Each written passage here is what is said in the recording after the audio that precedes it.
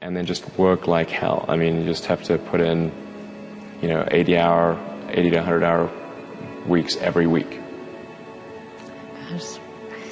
And then a lot of work. All those things improve the odds of success. Okay.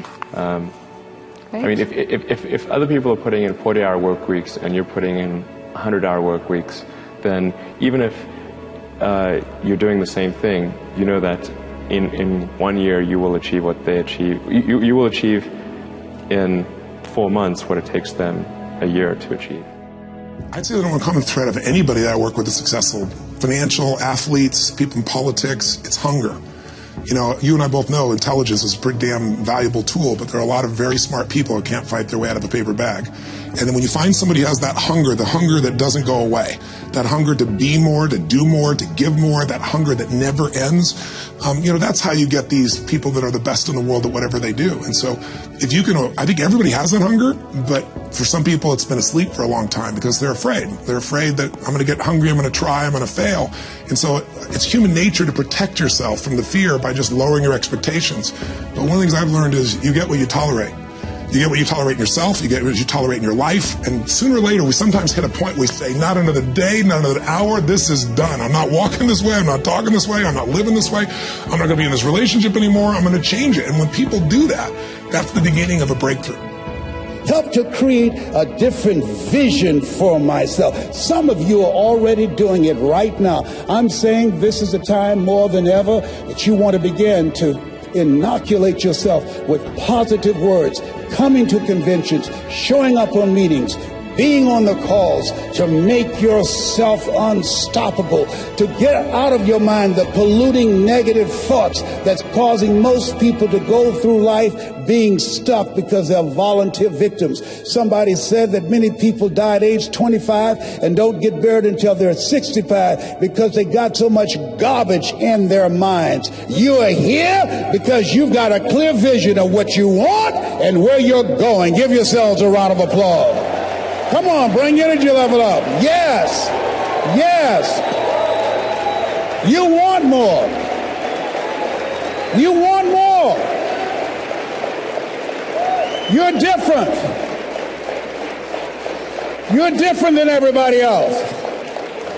Don't worry if they don't get it. Don't try and convince people to do this business. A person convinced against their will is of the same opinion still. You are not like everybody else. You can walk outside and find pigeons, but if you're looking for eagles, it's going to take you a minute. You are different. It's lonely at the top. How many of you know it's lonely at the top? Raise your hands. It's lonely at the top, but you eat better. That's what I'm talking about. The secret is there's certain times don't think. Like when you get up in the morning, don't think. Just roll out of bed, go in your life cycle, or go on a bicycle ride, or go to the gym, work out. You know that's what you have to do. And then read something and learn something. So don't even think about it. But there's other times where you have to really think and you really have to get creative and have a clear vision of where you want to go and what you want to do. And that's what I always had, and that's what I always believed in. I always believed in making money so that then you can do something with that. You invest in it in order, eventually you create a family, you give some to your kids and all that stuff, but also for charity. Look, I have the Schwarzenegger Institute at USC. Yeah. So we have to raise money all the time and make money to pay for that and to support that. We have the R20, the environmental organization. Well, any organization and any idea is great, but if you don't have the money, you can implement anything. Yeah. And so this is why it is important that if it's an environmental organization or if it is my after-school programs that are nationwide where we raise millions and millions of dollars every year, or if it is just, living in a great mansion or driving a nice Bentley and a Bugatti, this kind of things, it takes money to do all this kind of stuff. So therefore, I believe in making $1 into two and having a good time.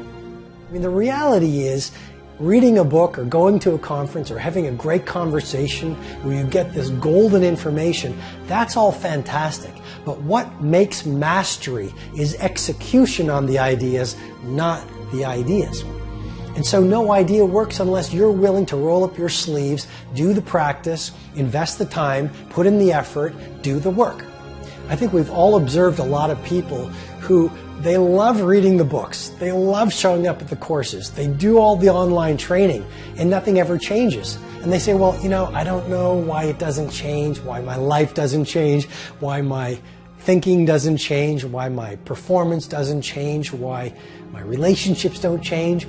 Well, it's because ideas don't work if you don't execute on them. So if you look at the great business builders, you look at any great performer, one thing that makes them great is their grit.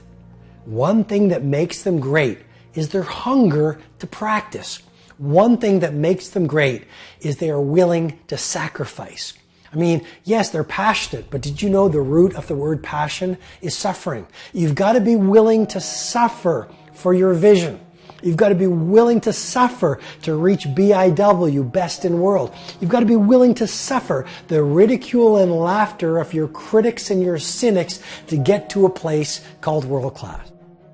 The fifth one is about mindset.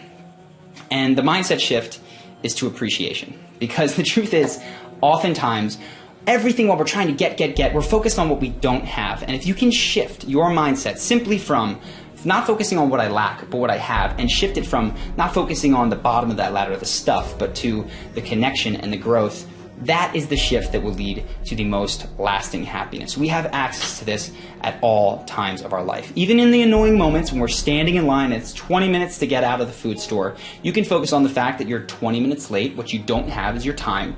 Or you can focus on the fact that you have food surrounding you from all kinds of the world, and you live literally better than kings did 100 years ago, because they couldn't get grapes, right? They were on the other side of the planet. So depending on what you compare yourself to, if you're alive today, if you're watching YouTube, if you're on the internet, you literally live better than kings did not very long ago. You are in the top 0.1% of lucky people who have ever lived. So no matter what's going on in your life, I know that there will be things that knock you down, things that suck, reasons to be unhappy. But there's always a reason to bounce back if you shift your focus to what you have compared to what you don't. So I hope you find that helpful. I hope that you can focus on what you appreciate. And if you take one thing from this right now, write down or say in your head, one thing that is common to your life, that is little, that maybe you don't notice all the time, that you appreciate right now. And I think that that'll make you have a much better day. And if you can keep it up, that habit will give you a much happier